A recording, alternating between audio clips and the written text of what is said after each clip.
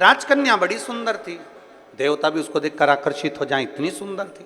पिता के मन में थोड़ा सा भाव जागृत हो गया। पिता के मन में लगा कि मेरी बेटी, इसका विवाह करना है मुझे, और मैं विवाह करना है, इतनी सुंदर है, इतनी सुंदर है। अब मैं किसी ज्योतिषी को बुलाऊं और ज्योतिषी को बुलाकर इसको जरा दिखाऊं कि मेरी बेटी का भाग्य क्या कहता है।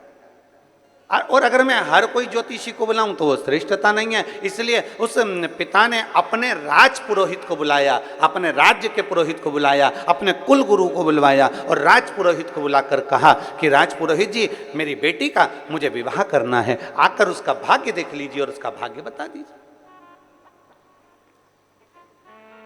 और बेटी, राजकन्या का एक नियम सबसे प्रबल था, सबसे प्रबल नियम था राजकन्या का कि वो शंकर के मंदिर के पुष्प को उठाकर उन्हीं पुष्प की माला बनाकर उन्हीं पुष्प का श्रृंगार बनाकर शंकर को पिना देती थी, शिवलिंग का श्रृंगार कर देती उसी पुष्प से।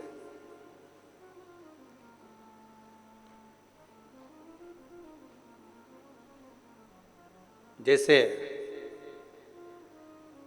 आजकल तो खैर मंदिर में बेलपत्र मिलना बड़ा कठिन हो गया। आपके राजनांदगांव के मंदिर में मिलता है क्या बेलपत्र? मंदिर में चढ़ा हुआ मिल जाता है क्या? आजकल तो बड़ा कठिन हो गया, लोग चढ़ाते हैं और उठा के ले जाते हैं, बहुत मुश्किल हो गया। यदि भूलवश भी अगर कोई व्यक्ति मंदिर में बेलपत्र चढ़ा हुआ है और बेलपत्र उसने एकत्रित कर लिया मंदिर के अंदर ही, और मंदिर में बेलपत्र एकत्रित कर कर धागा लिया और उस कच्चे धागे में, उस कच्चे धागे के अंदर अगर उस बेलपत्र की डंडी को पीछे से उसने एक एक साधारण सी गांठ लगाकर उस बेलपत्र की माला को सिद्ध कर लिया, हल्की सी कच्चे सूत की गांठ लगाते लगाते मंदिर की चढ़ी हुई बेलपत्र को, शंकर पर चढ़ी हुई बेलपत्र को, शंकर की चढ़ी हुई बेलपत्र को ही उसने गांठ लगाकर जब माला सिद्ध कर ली और सिद्ध कर कर अगर वही माला भगवान शंकर को अर्पित कर देती है तो कहते हैं कि हमारा फिर पुनर्जन्म होता ही नहीं है, इस संसार सागर से हमारी मुक्ति हो ही जाती है, पुनर्जन्म से हम छूट जाते हैं। जैसे जगत गुरु शंकराचार्य जी कहते हैं पुनरपि जननम पुनरपि मरणम, उस प्रपंच से छुटकारा।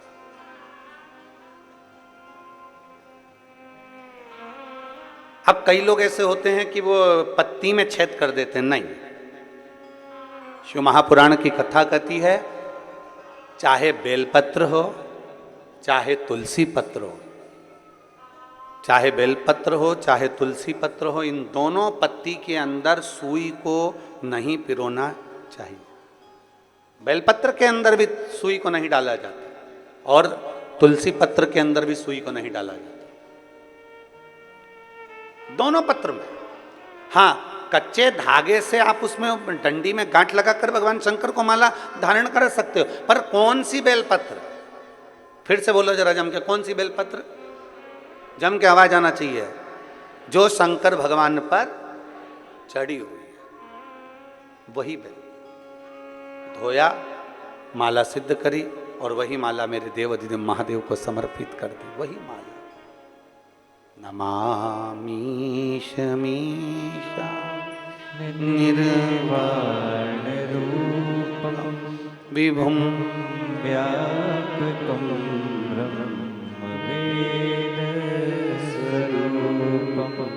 नमामि शमीशा निर्वाण रूपम विभुं व्यापकं ब्रह्म वेद स्वरूपम। नमः शिवाय, ओम नमः शिवाय, नमः शिवाय, ओम नमः नमामि शमीशा निर्वाण रूपम विभुं व्यापकं ब्रह्म वेद स्वरूपम। नमामि शमीशा निर्वाण रूपम विभुं व्यापकं ब्रह्म वेद। शिव को चढ़ा हुआ पुष्प शंकर को वापिस समर्पित, शंकर का बेलपत्र शंकर को वापिस समर्पित, तेरा तुझको अर्पण, क्या लागे मेरा, मेरा है क्या।